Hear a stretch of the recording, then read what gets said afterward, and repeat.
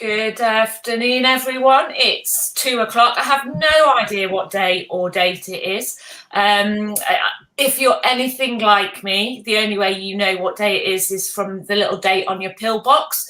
But apart from that, a huge welcome from us at the Centre of Organisational Resilience at University of Lincoln. I'm going to host today and try and keep us on time. I'm joined by Kate, Philippa and Rachel. A multidisciplinary panel, and I like to think, and hopefully you'll agree by the end of it, that when we think about mental health productivity in its most holistic terms, that's when we're going to have really positive impacts. That's when we're going to really see the benefits. A lot of organisations and a lot of people think about mental health and our own sort of mental and normal well-being in terms of a deficit model. So we think about how do we fix things when they go wrong, when things aren't working particularly well. And hopefully, again, by the end of today's session, we'll give you an introduction, we'll give you some information, we'll give you some tips on how we can be proactive. So we move into something that is more proactive, more front-footed really, rather than that kind of idea of a deficit model. I hope that I won't talk an awful lot. I'm going to leave that to my three colleagues. But what I would challenge each and every one of you out there in the big wide world to do is jump on the chat mechanisms. Let us know that you're there. Let us know if you've got any questions, if there's anything in particular that you really want to know. But also one of the things that we're all really big and interested in is co-creating our learning today. So I don't think any of our colleagues will confess to having all of the answers or all of the great tips. So what I'll ask you to do is in the chat, if you know something in your regional area that's maybe a great organisation, or you've got a top tip that will really help in terms of nutrition, movement or productivity, then please do add it in the chat and we'll chat about those as we go through. Before we start, this is a general introduction. It is an information, it's the start of a conversation, and hopefully between us and you at the start of a great relationship in moving this important agenda forward. If you or somebody that you know does need urgent help, urgent support, Holly, my colleague, who's behind the scenes keeping us all on track, is going to put some links in the chat forums for you. So if you need that, please do access that. It's really, really important. If you need help and support, then you reach out and get that. Okay, so I'm going to shut up and I'm going to hand over to Kate from the University of Derby. Kate, I just wonder whether or not you can maybe run us through why now is a great time to invest in people's mental health, maybe. Yeah. So just by way of introduction, Sally, and then I'll dive into the slides just so people can see my face first of all. So I'm Sally's equivalent. We both lead on the mental health and productivity pilot. So I'm from the University of Derby, and my background is sort of 20 years in the mental health field. And I think mental health has always been there. But I think with the pandemic, it has just sort of amplified and pushed mental health up that priority list for employers in particular, because we've all had to adapt to a new way of working, and there's been additional pressures from that. So my presentation, when I share my slides, just to make everybody aware, there's a short video at the beginning, just to set some context and actually answer the question that you've just presented to me, Sally. But just in terms of a trigger warning, it does talk about mental health. It does talk about suicide, self-harm. And going through today, if there are any trigger points, as Sally pointed out, there's going to be some links shared in the chat. So please do reach out if you do need any support. So I shall try and share my screen now, Sally, if that's all right. So just to provide some context, let's share this video.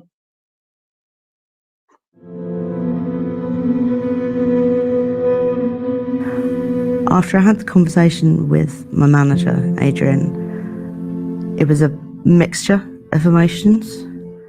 There was a significant amount of relief that someone else knew what was happening to me. There was a fair amount of fear, because I think it meant that I was having to face something that I'd been ignoring to the best of my abilities was happening. But overwhelmingly, I think it was relief that perhaps there was an end to this, or that there was a way out, that there was a way to make it stop.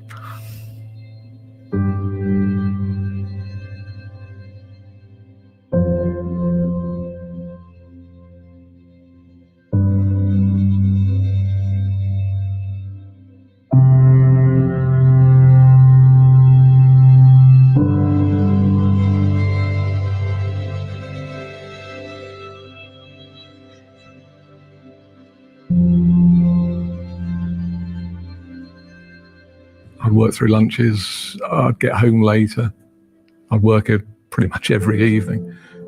You don't always say what the cost is, what the personal cost is.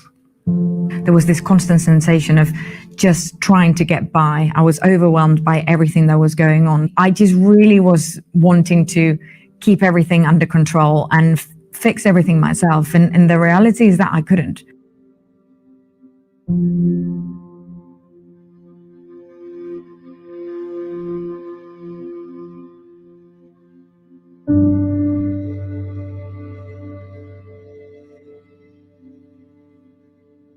I think if I look back on good things that I've done, that's probably one of the best, because I was in an absolute state. I was suicidal and I was really not coping. And I think it would have been very easy to just give up at that point. And I think what Adrian did was make me realise that there was help.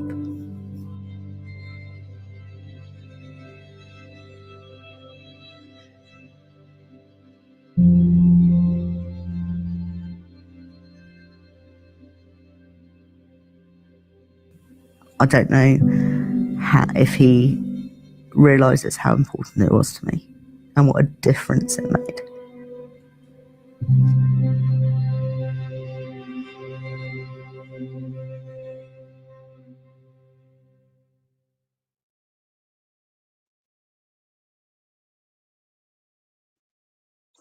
Okay, so every time I watch that video, it always gets me a little bit, and I always think that we all need an Adrian in the workplace to sort of help us, and really just to set some context and to pick up on a few points that Sally's mentioned. Mental health and well-being, they're getting increasingly recognised as important issues. And a statistic that's often bandied around and quoted in a number of places is that 1 in 4 adults will experience a mental illness at some point each year in the UK. And I think add that to the COVID pandemic as well, and some recent research that was carried out by Public Health England as well. 49% of adults have actually said that the pandemic has had a negative impact on their mental health.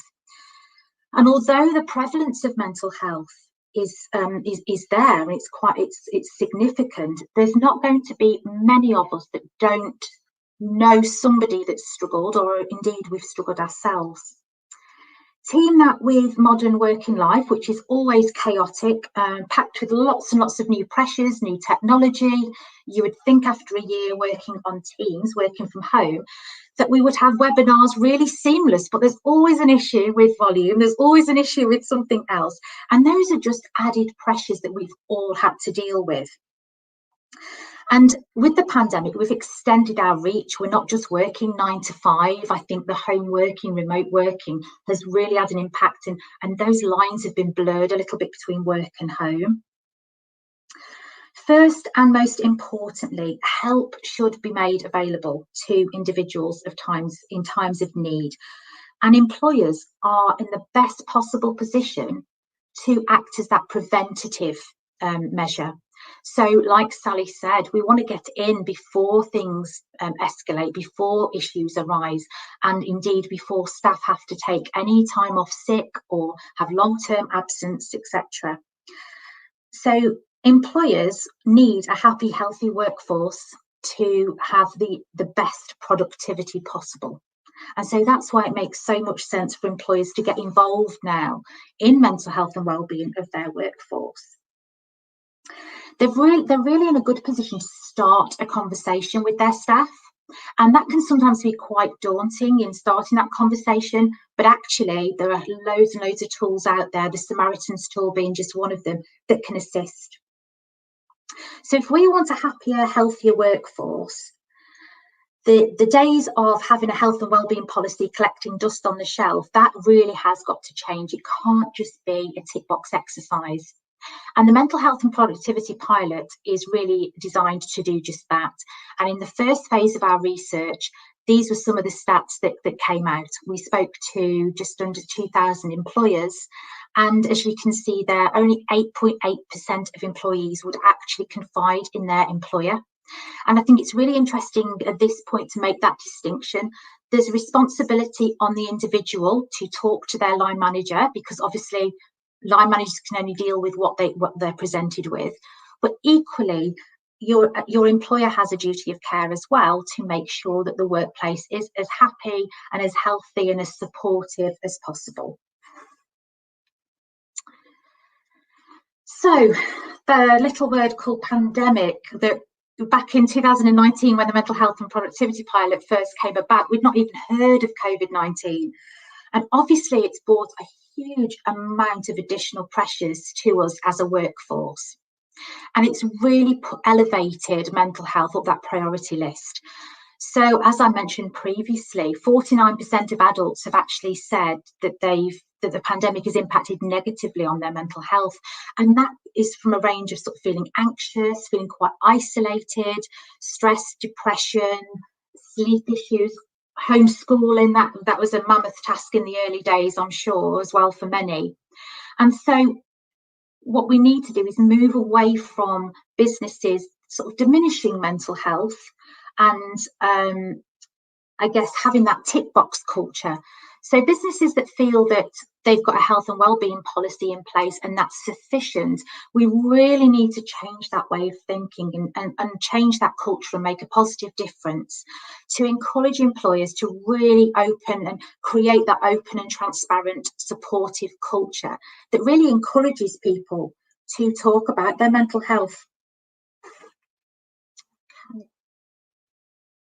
So the Mental Health and Productivity Pilot is funded by the Midlands Engine, and it is indeed the pilot that myself and Sally are partners of. We're part of the consortium. We've also got the mental health charity Mind, West Midlands Combined Authority, and it's Coventry University that's leading on the pilot. And what this aims to do is to deliver a step change in each of the 9 LEP areas. So, for example, I'm looking after the D2N2 region, the Stoke and Staffordshire, and the Marches, so Herefordshire, Shropshire, Telford and Wrekin. And the aims of the pilot are to reduce absence and presenteeism, therefore leading to higher levels of productivity. And what we really want to do is help to reduce that stigma to ensure that staff feel supported and able to open up about any mental health issues that they might be struggling with, and indeed that managers and workplaces feel confident in starting those conversations with staff, but also providing that consistent support. And as Sally mentioned right at the beginning, it's that preventative route. So what the pilot is actually doing is working with businesses, and there are a couple of routes that businesses can go down. Really, they can either do a Thrive at Work accreditation program, or they can make the mental health at work commitment, and we support them in rolling out mental health initiatives such as Every Mind Matters, This Is Me, and in fact that video you saw right at the beginning is part of that This Is Me toolkit. And all of the pilot is underpinned by the mental health at work core standards. And regardless of which route you as a business take, whether that's the accreditation programme or indeed whether it is just making the commitment and rolling out some initiatives across your workforce, these core standards are really poignant and they underpin everything that you do. So it's about prioritising mental health in the workplace. It's about developing awareness amongst your staff. It's about promoting an open culture and really setting that culture from the top down. A number of businesses I've been working with have really been quite creative and innovative in doing this, and senior managers have actually disclosed their own struggles with mental health, which has really assisted in opening up those conversations at work, and actually other staff that perhaps were quite reserved or indeed worried about disclosing any mental health issues, it's actually really helped them. And we're really trying to increase the confidence of an organisation and the confidence of managers in opening up those conversations and then supporting their staff. And how we're doing that is through a range of mental health support tools, resources, sector-specific toolkits. So for the education sector, frontline workers, the construction industry, there's a whole host of resources available. The benefits, and I don't usually like to talk about money and mental health. I don't like to combine the two. However, businesses will be saying, but by doing all this preventive stuff, what are we going to be getting from this? It's actually a return of £5 for every pound spent on mental health. I think we need an alternative there for the time spent, because the mental health and productivity pilot is completely free to take part in as an organisation. So prevention rather than reactive, that is the key. And actually the biggest return on investment has come from raising awareness of mental health in the workplace, providing the relevant training and really investing in that culture shift, or indeed enhancing what organisations have already got. What's also important as well is, if obviously we can't avoid all of the issues that people face, we can't solve all of their problems, and this is by no means asking employers to become counsellors or to solve everybody's problems. What it is asking is, though, to be empathic, be supportive, be consistent in the support that you offer. And if people do need to take time off from the workplace, to have a really effective and supportive back to work plan in place.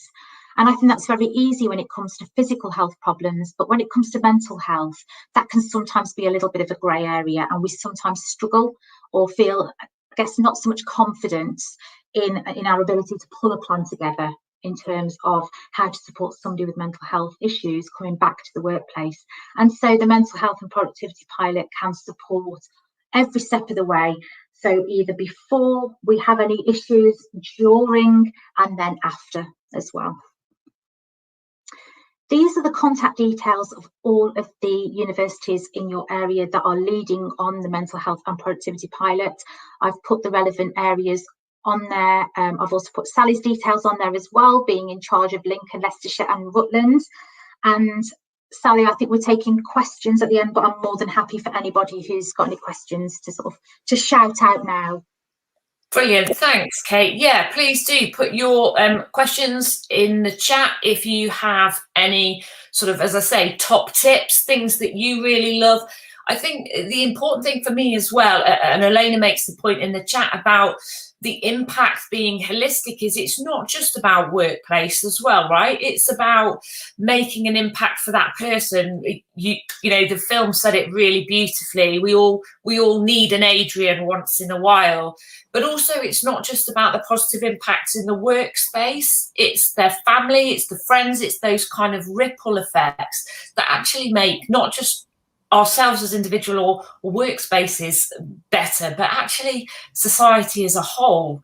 And I think, you know, over the last couple of years, that's definitely become more and more important. And I think, again, you know, you raise some really, really great points about actually employers can just help to raise awareness, can just help to reduce the stigma and help people to make informed choices. Now, one of the areas that I really, really struggle with, and I'm hoping Rachel's going to help out here, it is on the old diet, nutrition. I don't know I don't know what's what. I don't know what I can eat, what I can't eat anymore, Rachel. I'm sticking to the fact that I read an article once that said red wine was good for your brain. So I'm sticking with that, and you're not going to change my opinion on that one. But Rachel, I'm just wondering, can you kind of give us some information about how nutrition can help holistically, and especially with sort of mental well-being?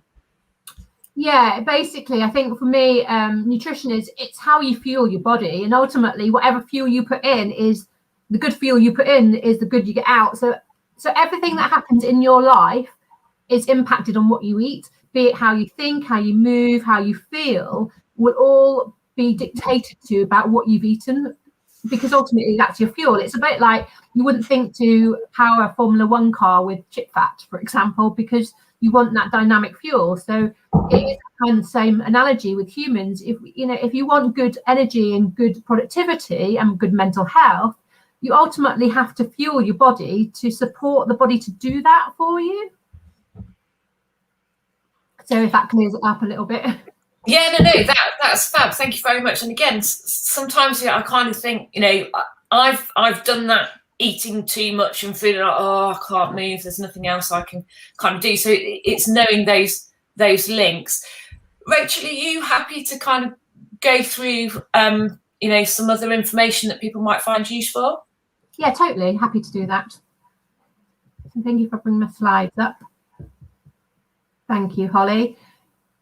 So basically, who am I? So why am I here talking to you today? So I'm Rachel Linton, and I run a company called Firecracker, and my philosophy is around sparking energy in business, with a focus around food and nutrition. But I also have a master's in workplace health and wellbeing. I qualified as a personal trainer over 15 years ago, and my background is in food and drink. So I'm in everything about food and drink, and nutrition is what I'm all about. And my view is, if you've got healthy employees, you have happy employees, and if they're happy, they're more productive.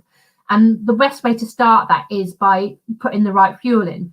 And let me make sure my slides work. So my view is, if you eat beige food, you get beige mood. And that really sums up what I'm going to talk about is, if you put the food into your body that maybe fuel you in terms of calories, but doesn't fuel you nutritionally, then you can't expect to have the energy and the output you would want. So again, with the racing car analogy. And the reason why we talk about that one thing around food is it's not just thinking about your mental health, but thinking about your gut as well. And the microbiome, which I'll explain what that is in a second, your microbiome, your gut and your brain axis is a developing area of science where we are truly understanding that our gut is autonomous. It's only other organ than our brain that has its own brain. It is like a second brain. So we often use the phrase, a gut feeling, or I've got butterflies in my belly when I'm nervous about something. And actually, the reason that is because our gut has a brain. It's autonomous. It can do its own thing. It doesn't need the brain to tell it what to do.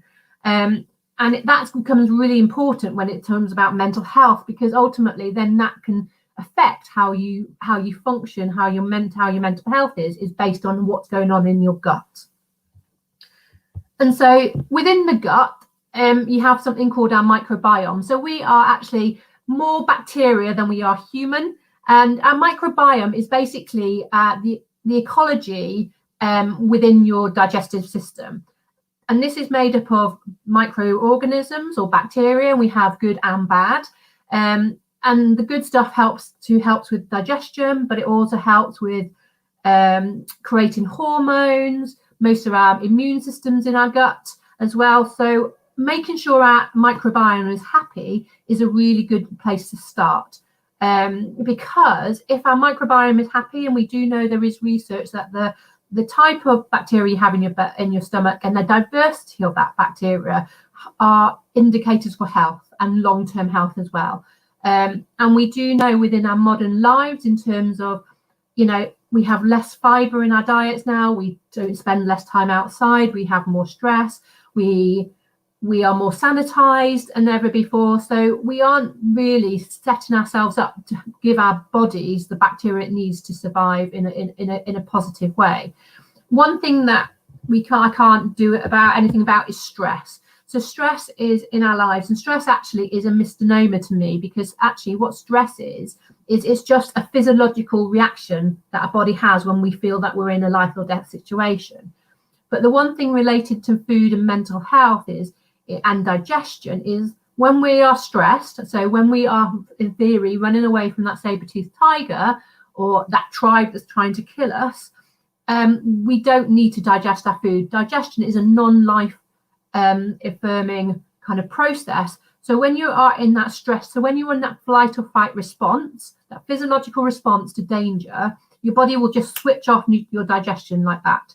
So the one tip I can give you around stress is, if you're having a stressful day, I would suggest when you eat your dinner, try and eat in a non-stressed environment. Give yourself at least 20 minutes to eat, sitting down as well, because when we're stood up, we're ready for action. And our body's then going, well, you're ready for action, so you don't need to be digesting your dinner again. So sitting down in a non-stressed environment and eat your food. And that will give your body the opportunity to digest that food and absorb the nutrients from it. So I can't take away stress, but I can suggest having that 20-minute lunch break away from your screen so you can focus on the food you're eating and allow the body to benefit from the nutrients it gets, which ultimately will then help you to have better mental health. So the first thing around thinking about brain is sugar. And now we don't necessarily need sugar as in sugar as sucrose. Our body needs glucose, which is our primary energy source. So we break down all our food into glucose, and then glucose gives us the energy we need. The reason I'm talking about sugar is because it's very prevalent in our diet. And just because you don't see sugar on the ingredients list, don't be fooled that it isn't sugar. That list of 56 names are all the different things of sugar. So if it's got a toes at the end of it, so if you think of sucrose, which is our white sugar we have in the bags that we add to our tea and coffee, and it got a toes at the end of it, that indicates that it's a sugar molecule of some, so you've got your fructose, your galactose, your lactose, for example, from milk. So they are sugar, and they are broken down into molecules of glucose, which you then use as energy. But they can, if you have too much, our body doesn't like having too much sugar in its blood, so it will take out our blood into our cells, and then we have too little blood in our cell, too little sugar in our blood, and then we pump out. So we have that pump out insulin. That's the one. So we start having these like energy fluxes, and if you ever have children, or you have a good way to show these energy fluxes of sugar is Haribo. So give a child a small bag of Haribo, they run around like a Fruit Loop, they're having a sugar high, and then they have a tantrum and they've got a sugar low. And this is not really a very conducive to productivity, because our bodies, it's quite a stressful process, us going high and low in energy with sugar. So I would suggest try and reduce your sugar intake. You can use sugar alternatives like stevia and xylitol, which are sweet to the taste buds, but not as sugar as in the traditional, what we think is a glucose molecule. So our body processes them differently. So we don't necessarily get that sugar high and sugar low with stevia and xylitol. However, what I would suggest is just trying to train your brain to be less dependent on sugar. So reduce your sweet tooth, and you can do that quite effectively. If anybody on the call at the moment has given up sugar in their tea, they will know how quickly your body will get used to not having sugar in your tea, and you go back to have sugar in your tea and it's a bit horrible and it's not very conducive to enjoying. So it is about like kind of weaning yourself off sugar. It's also really important to stay hydrated.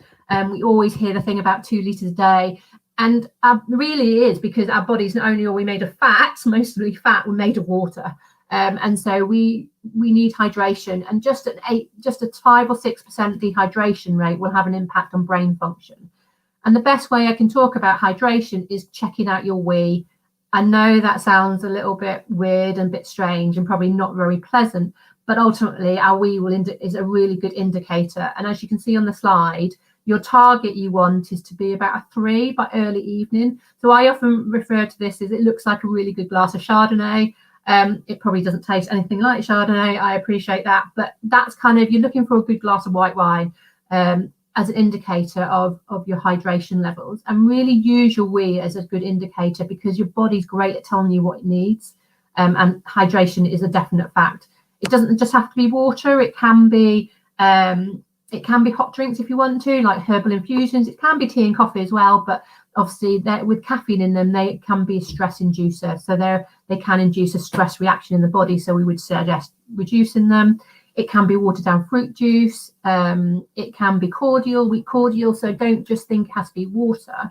And you don't actually have to drink it either. So if you're having lots of fruit and veg, a lot of fruit and veg are made up of water as well. So you could heat your water as well as drink it, if that makes sense.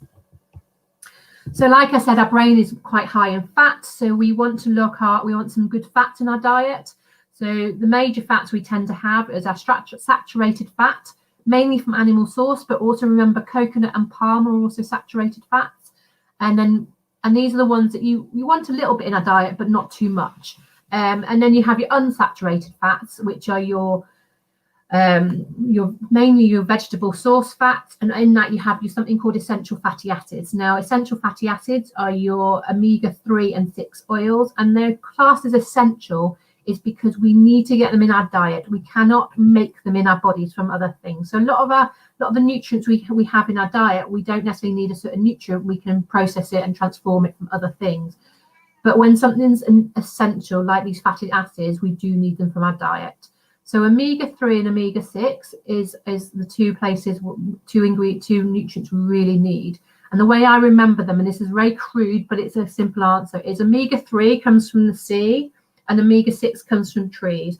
So mainly the omega-3 oils comes from oily fish, and then most of the omega-6 fatty acids come from nuts and seeds. So that's kind of a crude way, but including some of that in your diet every week would be fantastic. And I would just say, I personally don't believe that there's no good or bad foods. All foods are good and bad. It all depends on how much you eat and how often you eat them. But the one thing I would say is try and avoid trans fats. Now, trans fats are hydrogenated fat, which is a process that we've developed within the food sector to turn a vegetable fat to have the properties of a saturated fat. So that we can make nice food, basically.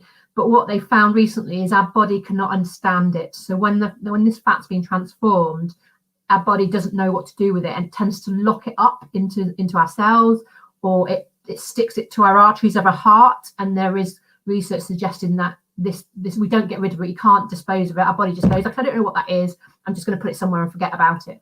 So if you can avoid hydrogenated fat, then that's a great one. Most of the UK supermarkets have removed most of it from their food products. So it's not very readily available now, but it's just being mindful. We want our vitamins and minerals, and the major ones we're looking at about mental health and to improve our brain function are our B vitamins. So you've got your folic acid or folate, your B6 and your B12, and all of these are really around energy production and neurotransmitter formation. So these nutrients really help with how you produce your energy, so you can give your brain good energy, but also how we produce the neurotransmitters. And some of those neurotransmitters are things like serotonin, which is our feel-good chemical. So these vitamins, and where we get these vitamins from is mainly at the husk of the grain. So whenever you're having your carbohydrates, be that fat, sugar, be that pasta, rice, or bread, then we would suggest getting whole grains, because the B vitamins are in the husk of the grain. So you want to eat the husk of the grain to get the B vitamins.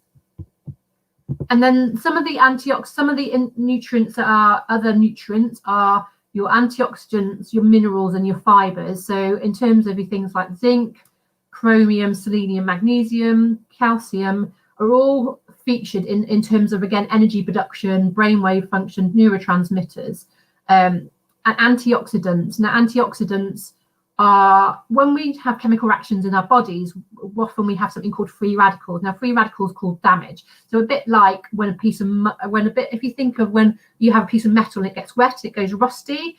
Well, that's what happens when we have chemical reactions in our bodies, and that's happening all the time. And free radicals are produced, which cause damage to our cells. And so what we can do is eat things that are called antioxidants, and so they stop the oxidative damage that these free radicals do. Most antioxidants come from fruit and veg. So we would suggest that you eat a rainbow of fruit and veg every day. So I always think that what you want to do is eat 7 portions of fruit and veg a day. A portion is 80 grams, and try and eat all the different colours of the rainbow. And the pot of gold at the end of that rainbow is good health. And also those fruit and vegetables give you loads of antioxidants, but they also give you fibre. And the reason fibre is so important to our diet, so not only does it help with things like digestive health, but with fibre you have soluble and insoluble fibre. Now soluble fibre helps do things like boost, I won't go too much into bowel movements, but it boosts the stools, it helps us pass our stools easier. The insoluble fibre basically feeds our good bacteria. So we help, if we eat fibre and insoluble fibre specifically, found in things like artichokes and onions and chicory, for example, they all help feed our good bacteria. So that's always a benefit to having fibre in your diet. And here in the UK, most adults don't eat enough fibre. So if you can get fibre in, so that's again eating eating skins of vegetables. So only literally not peeling vegetables when you're having them, literally either have them with skins on or give them just a real kind of, I usually just use a scouring pad. So I just take off the top layer, but I'm leaving most of the fibre within the skin. And then protein. So protein helps with, in terms of, again, looking at things like serotonin. So we make serotonin from something called tryptophan. So tryptophan is naturally found in Turkey. So we have tryptophan, which we then convert into serotonin. So we do need our protein in our diet. That can be both plant or animal source. But when it comes to, so plant source, really obvious, from plants, but from animal source, don't forget about fish, don't forget about shellfish, don't forget about game either. These plant-based, these animal-based proteins are fantastic sources, good quality, locally sourced, and will help your brain function as well, because we're giving it some nutrients and chemicals it needs to function well. And I think that's me. So I do have if we have any questions, then shout in the chat box, or I will hand you back to Sally. Rachel, we are going to get a move on. Do you see what I did there? So I think something that's really been quite interesting for me is that, you always have this thing in your head of you are what you eat, but actually you are what your body absorbs, right? So you can eat all sorts of things, but if your body's not absorbing it, then that there's something completely different.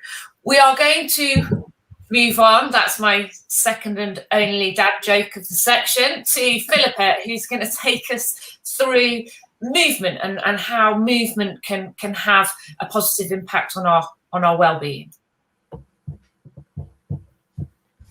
Thank you. And Holly, if you wouldn't mind putting up the slides. So welcome, thank you. I'm so happy that we're all here together today to talk about mental health. It is something that's close to my own heart. I've had my own journey with mental health challenges from my teens, when I lost a sibling in a sudden road accident. In my 30s, I nursed my firstborn child through a trip with cancer. And in my 40s, I encountered the menopause. Now, there's a whole nother story attached to that. So I am a chartered physiotherapist, and I'm the director of Precision Limited. That is my online wellness platform. And so I've got quite a lot of material that I'm going to skip over briefly, because it's been covered perhaps already to some degree. And so the challenges for employers dealing around mental health issues, 51% of all work-related ill health, working days lost, is due to mental health challenges. And so this is a huge challenge for us. And so just to really point out that we're all somewhere on this mental health continuum. Somewhere between health at one end and illness at the other. And I know that I fluctuate. I'm rarely in one spot every day. But we might be feeling sad or down, have fears and worries. And that was definitely something that I encountered around the time of menopause. Unexplained anxiety was something that took the rug out from under me. and mood changes, highs and lows. And this isn't necessarily conducive to being productive in the workplace. And so, speaking to that menopause piece, interestingly, this is a biological cause of mood disturbance due to the fluctuating levels of estrogen in the blood. And common challenges that we face are around depression, anxiety, loss of confidence, and sleep. And anybody who's spent a sleepless night knows it doesn't take many of those for you to start to feel a little under par. And so mental well-being, what's it all about? What do we need to do in order to have this holistic picture of a healthy person? And top of the list, top of my list anyway, is let's be active. And I'll come to that in due course, but be mindful is the other thing. And that has its origins in Buddhism. And so I'm a certified yoga teacher, and mindfulness practices are really embedded within that practice. Non-judgmental attitudes and really cultivating awareness. And so connecting, I heard something this week, friend power is more important than willpower. And I thought that was fantastically true. And so remembering to be generous and appreciative, and keep learning, learn something new if you can, learn a language, learn a musical instrument, and these are all really going to stimulate the brain to grow and develop. Now, moving for mental health. Why should we be moving for our mental health? And the answers come down to really the effects of movement on the brain. And so we know that only light activity can increase the electrical activity in the hippocampus. And the hippocampus in the brain is the center for learning, memory, mood, and emotion. And so by undertaking activities just as simple as walking, we can enhance the electrical activity in the hippocampus, and actually consistently undertaking regular activity will increase the volume of the hippocampus. And so 3 times a week, 20 minutes walking, and they noticed in a study recently that that would increase the volume. And so this just increases our cognition, improves our cognition and our creativity. And this is something that we want. And so a sedentary 20-year-old will generate half as many ideas as an active 70-year-old. Now, that's not to be sneezed at, is it? So also we're looking at activity promoting a hormone called brain-derived neurotrophic factor. And this has been described as fertilizer for the brain. And so the brain is like a muscle. It has plasticity. And so we need to use it. And in response, it will change. Ignore it and it atrophies like any muscle.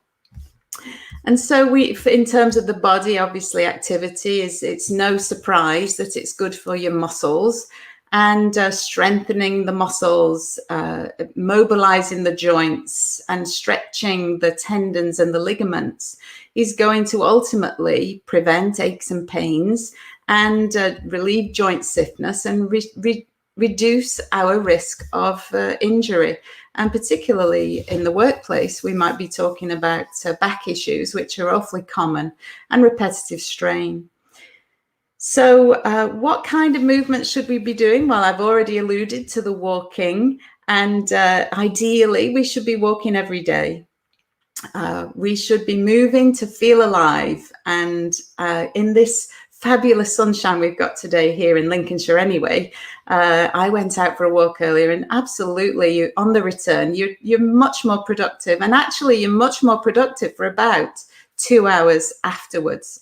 And it doesn't have to be for very long, even just 15 minutes at lunchtime, get out into the air.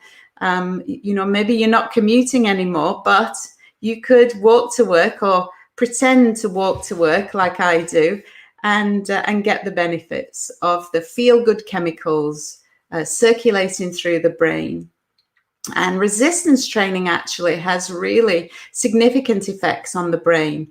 The feel-good chemicals, the endogenous cannabinoids and the endogenous opioids are released when we do strength training. And also increasing our physical capacity decreases our risk of injury, as I mentioned earlier. So, what can we do if we're spending all day sat at a desk? Get up, take regular breaks, circle your arms around, do some squats and tiptoe raises, and stand periodically if you can. Adopt a standing desk, and on your way to the kettle, grab a hold of the top of the door frame and stretch out your shoulders. If you have a physically demanding job, then we're talking about repetitive tasks, handling loads, and repeated or sustained bending. And so the antidote to these kinds of roles is to maintain the mobility of the joints, the strength in the muscles, and do restorative type movement practices such as yoga, which also incorporates relaxation and have a good strong core so that we can protect the spine. And as I mentioned, there is a place for relaxation and deep breathing techniques, and even just 6 deep breaths can trigger changes in the sympathetic nervous system, and that is your fight or flight mechanism. So in a brief moment, 6 deep breaths. I'm sure we've all got time for that. So when's a good time to get moving, I hear you ask? Well, early in the morning. Exposing yourself to sunlight actually aids restful sleep. And so good sleep is going to improve our capacity to deal with stresses and strains in our lives. And actually, the daylight that you'll get outside is always going to be better than that you would get from a light bulb. So even if all you do is stand outside the door with your morning coffee, then that is going to improve your ability to sleep. Embed movement in your day. So regular inputs, little and often is the way that I would talk about it, so that you have an opportunity to vary your position and the tasks that you're doing if possible, and then monitor movement with an activity tracker, and think about being somebody who relaxes actively.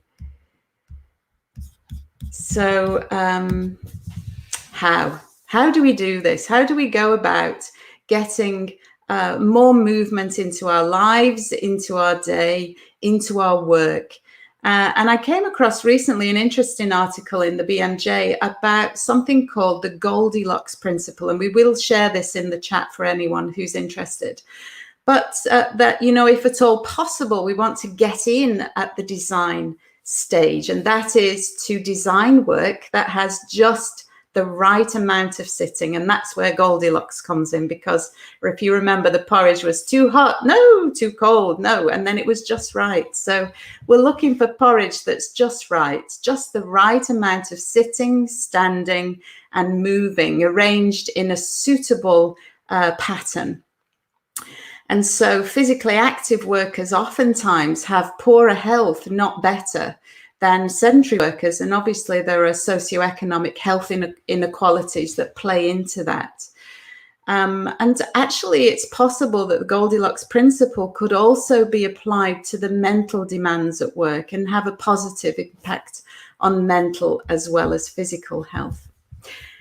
And so coming to bite-size opportunities, what we do know from motivation theory is that we're much more likely to do something if it's packaged in a small package. And so habits will be much more easily embedded into our lives if we start small.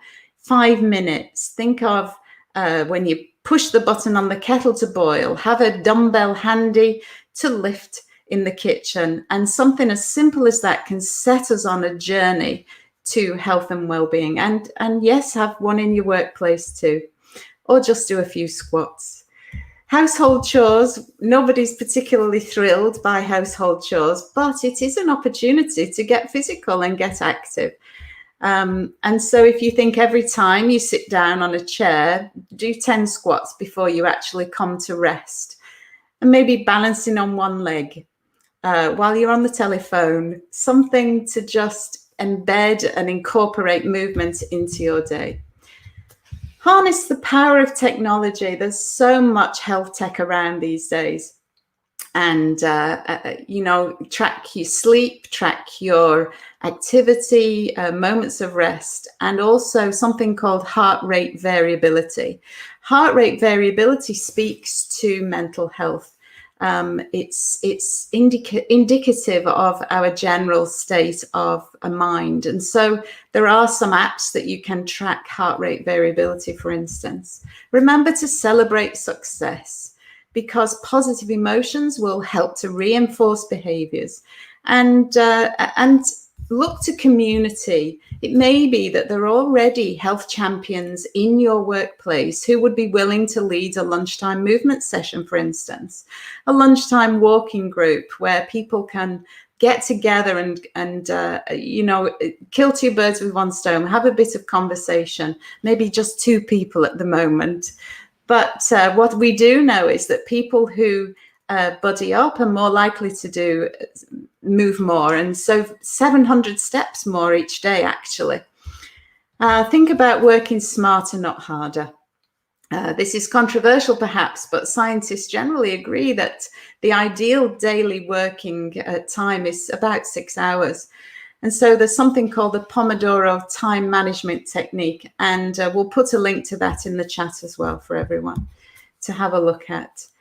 So health promotion, what can we do? Start at the top. I think Kate mentioned that. Be genuinely interested in the well-being of our workforces, the empathy, educate people around this topic and involve staff in decisions.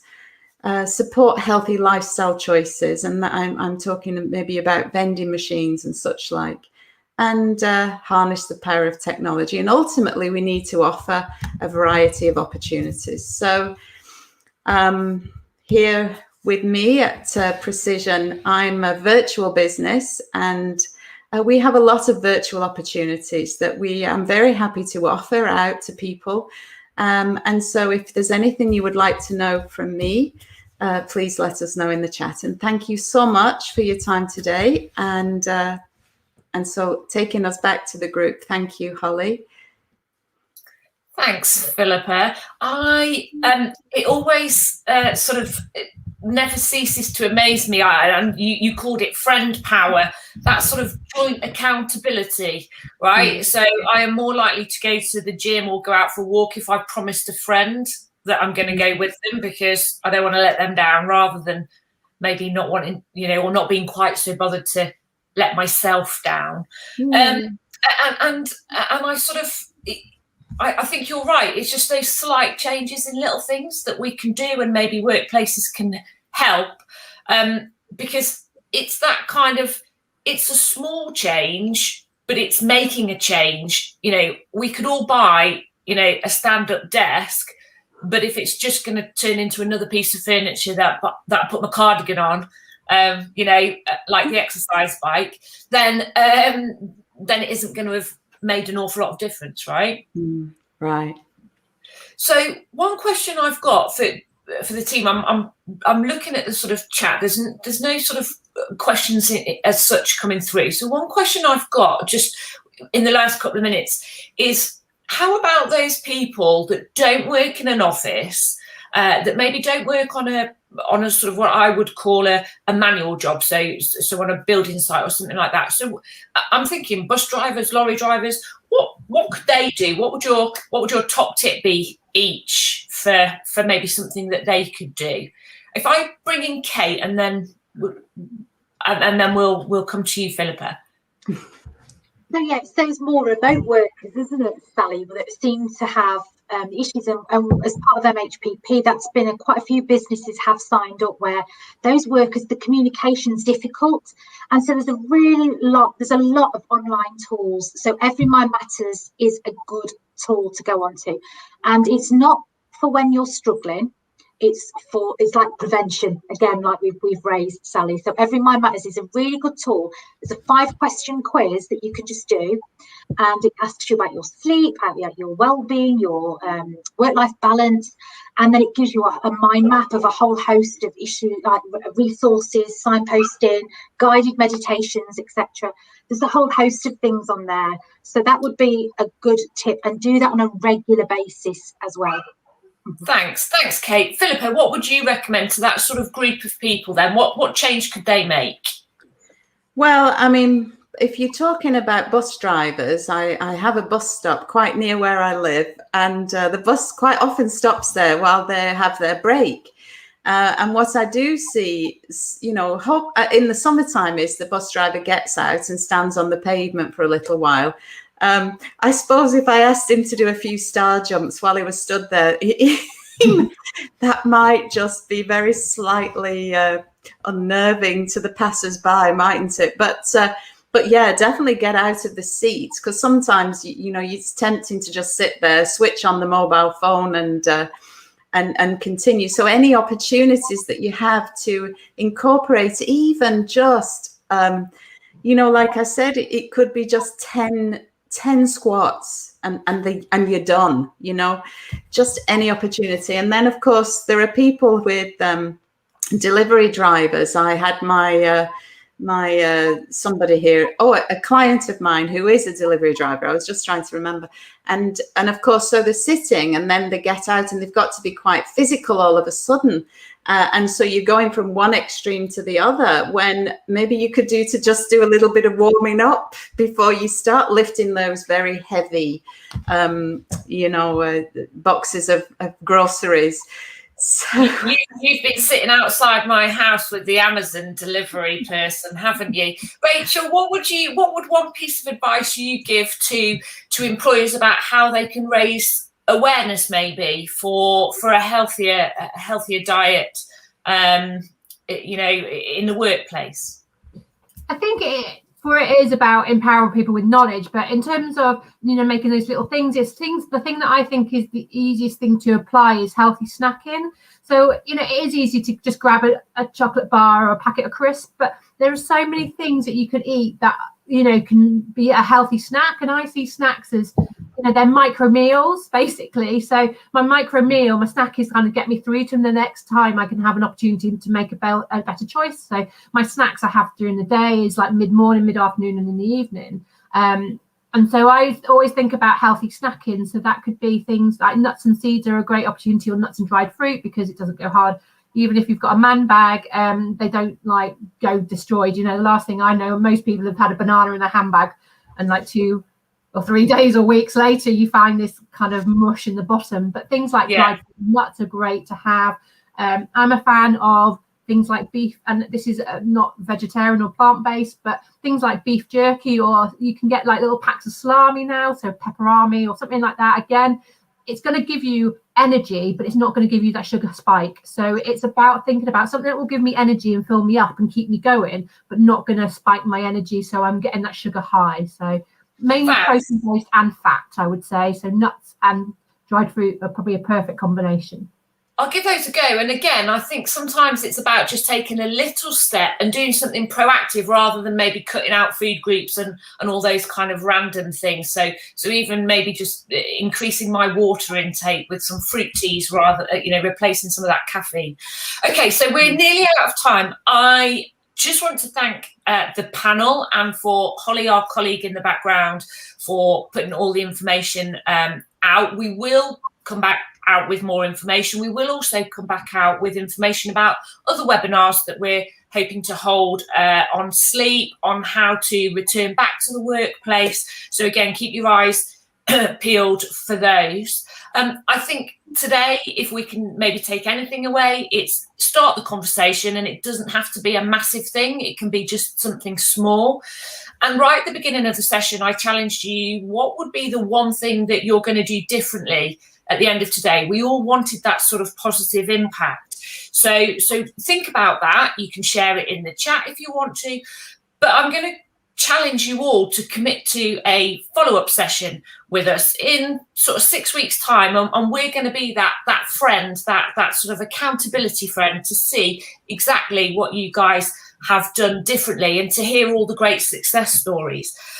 And lastly, but by no means least, my huge thanks to everybody who's tuned in today. If for no other reason than you forced me to tidy up the office, because we don't have visitors to our houses anymore. I haven't had to tidy up for such a long time. So well done to you lot. Thank you very much. And we hope to see you soon. Take care and keep well, everyone.